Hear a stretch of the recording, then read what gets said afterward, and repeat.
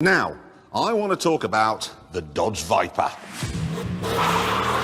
Insanity is never a surprise from Dodge, but they took an eye-popping turn during the early 1990s with the launch of the Dodge Viper, as cool as the name sounded back then. Also, this mental muscle car was a dangerous machine.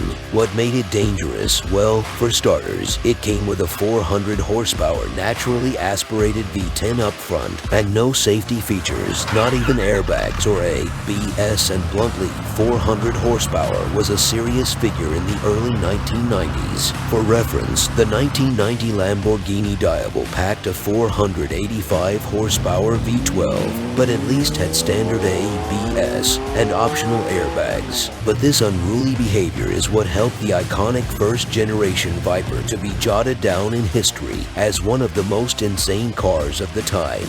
This car came out at a time when Lamborghini was owned by Chrysler, Dodge's parent, and yes, the Italians did help the Americans sort out its fire-breathing V10. The Viper was all about raw, unadulterated power, and it will still make you shiver to this very day with excitement and sheer fun. People have stated this bad boy as the modern-day Shelby Cobra, and we couldn't agree any less. 1992 Dodge Viper had a V10 with Lamborghini genes. You would never get weary of even looking at this monster of an engine. The 1992 Dodge Viper packed an 8.0 liters naturally aspirated V10 that was developed with Lamborghini. The inception of Viper was with 400 horsepower at 4,600 RPM and 465 pounds-foot at 3,600 RPM. It was coupled to a 6-speed manual gearbox and sent all those ponies to the rear wheels only.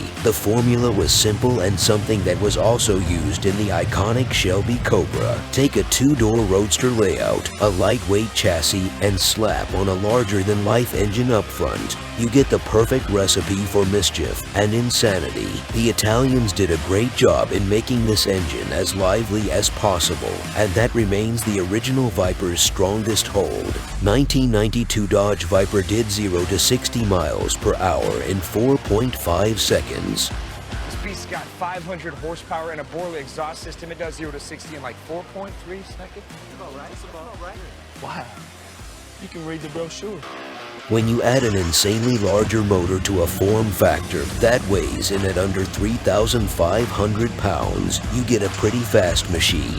The 1992 Viper, despite having very long gears, managed to do 0 to 60 miles per hour in 4.5 seconds, and the quarter mile would come in a swift 11.9 seconds. It had a top speed of 165 miles per hour, and the open-top experience made it feel much faster than that. By today's standards, these are throwaway figures, but it should be noted that this was a pretty light car for its time and didn't pack any sort of driving assistance features. It was the purest connection between man and machine, and people still crave it today. The coolest looking Viper of all time, Dodge didn't put any effort to badge the 1992 Viper attentively. The sleek and excessively long front end just had the rather interesting Viper badge with the snakeskin pattern imprinted inside. For the insanely wide rear end, the badging continued, but there weren't any easily visible name badges. That's because both Dodge and Viper R and T10 were embedded way down on the rear bumpers and in the same color as the body. But that was barely a bummer, as there would be no one who wouldn't identify this bad boy by its iconic 3-spoke wheels, that ankle-burning side exit exhaust, and that bright red paint job.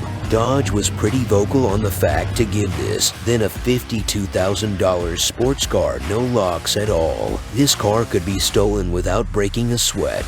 There were no locks, and it thus flaunted a clean side profile with no keyholes or handlebars as well. You had to open it up from the inside, which again wasn't an issue at all, as the 1992 Viper didn't have rollable windows. 1992 Viper interior was shared and full of cheap bits. It was a visible fact that Dodge had invested too much on the mechanical front, as the interior didn't quite go in sync with the persona it possessed. The dashboard was fairly laid out, with vital dials for the fire breather up front. A sporty 3-spoke steering wheel made the drive involving, and the 5-speed manual had a lot of drama despite throwing in long ones. There wasn't any air conditioning system because there is no roof. It did come with an audio unit but was taken off from a standard Chrysler. The seats were comforting and supportive, but still couldn't hold back all the rumbles from the engine.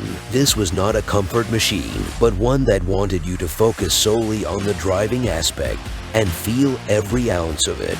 There weren't any open storage bins, and the only option you had was the fairly large glove box. 1992 Dodge Viper was as raw as it could get, and this is the scariest part of them all. The 1992 Dodge Viper didn't pack any safety features, even as an option. Later models did catch up on this shocking bit, but we still are baffled by how Dodge was given the green light to bring out such a ferocious machine onto public roads. Despite being a roadster, it didn't even pack a roll bar, and would pretty much be fatal if you ever had a rollover. The original Dodge Viper remains an iconic analog modern muscle car, and we would never get over those kick-ass wheels.